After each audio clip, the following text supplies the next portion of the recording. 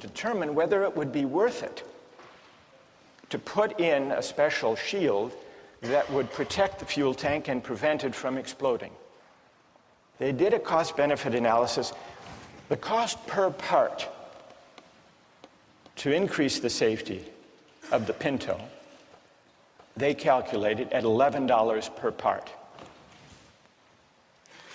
And this was the cost-benefit analysis that emerged in the trial.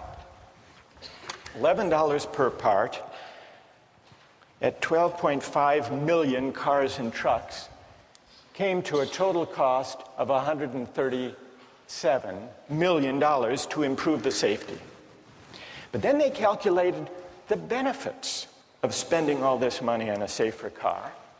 And they counted 180 deaths, and they assigned a dollar value, $200,000 per death. 180 injuries, $67,000.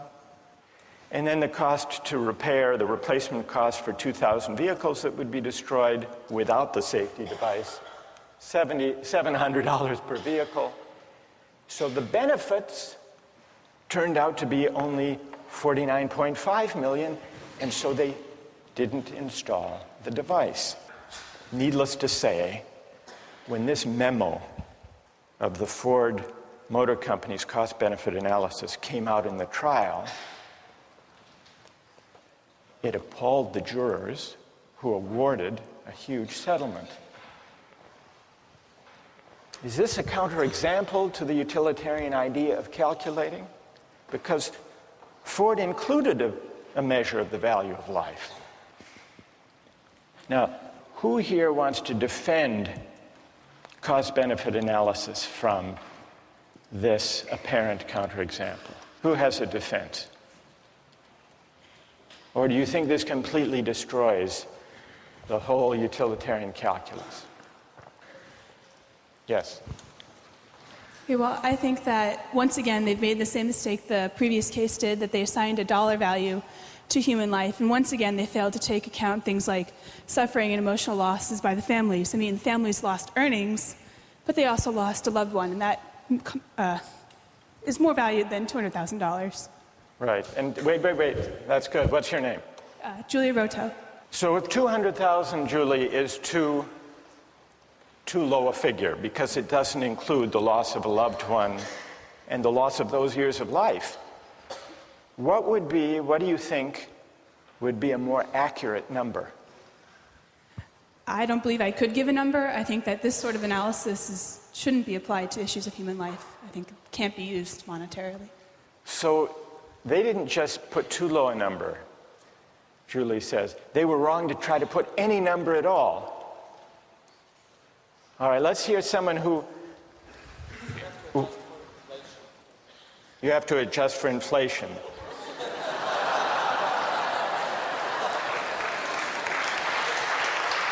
All right, fair enough. So what would the number be now? This was 35 years ago. $2 million. You would put $2 million. And what's your name? Wojtek says, we have to allow for inflation. We should be more generous. Then would you be satisfied that this is the right way of thinking about the question? I guess, unfortunately, it is. There needs to be a number put somewhere. Like, I'm not sure what that number would be, but I do agree that there could possibly be a number put on human life. All right, so Wojtek says, and here he disagrees with Julie. Julie says we can't put a number on human life for the purpose of a cost-benefit analysis. Wojtek says we have to, because we have to make decisions somehow. What do other people think about this? Is there anyone prepared to defend cost-benefit analysis here?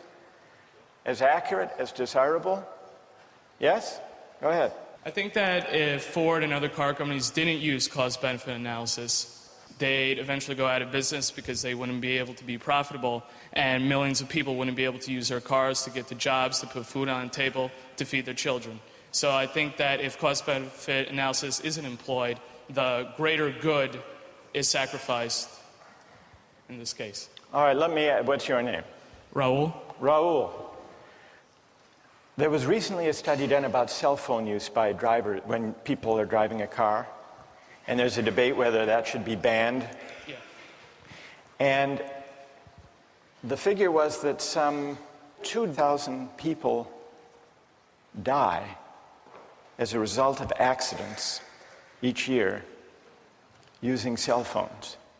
And yet, the cost-benefit analysis, which was done by the Center for Risk Analysis at Harvard, found that if you look at the benefits of the cell phone use and you put some value on the life, it comes out about the same because of the enormous economic benefit of enabling people to take advantage of their time, not waste time, be able to make deals and talk to friends and so on while they're driving. Doesn't that suggest that it's a mistake to try to put monetary figures on questions of human life?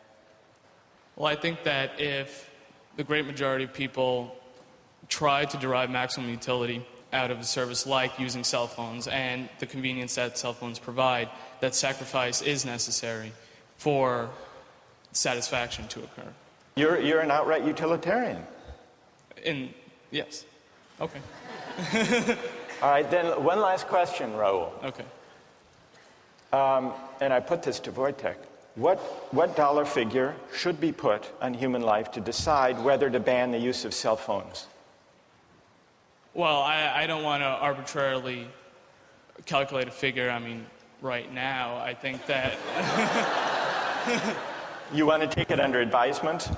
Yeah, I'll take it under advisement. But what, roughly speaking, would it be? You've got 2,300 deaths. Okay. You've got to assign a dollar value to know whether you want to prevent those deaths by banning the use of cell phones in cars. Okay. So, what would your hunch be? How much? 1 million? 2 million?